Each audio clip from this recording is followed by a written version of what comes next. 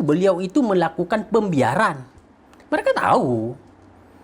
Ketua Tapa, Sekda melakukan pembiaran. Bapeda melakukan pembiaran. Salah satu pejabat yang menjumpai saya, yang curhat sama saya, menyebutkan bahwa PJ Sekda pernah, seingat beliau, mungkin sekitar 5 kali.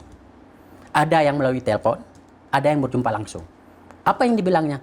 Pak, tolong disiapkan aja dokumen biar bisa dicairkan punya mereka. Tapi beliau menjawab, Pak, saya tidak berani karena sudah pernah. Ini yang untuk tahun 2024. Yang saya permasalahkan 2024 itu yang 50 miliar sekian. Lalu lintas benih itu melalui jalur kami. Nggak ada pengadaan, nggak ada produksi benih di Aceh ini. Kasus hukum ini tidak akan berhenti hanya di penyelidikan, harus lanjut ke penyidikan. Kenapa? Jika memang tidak cukup bukti, kami akan buktikan.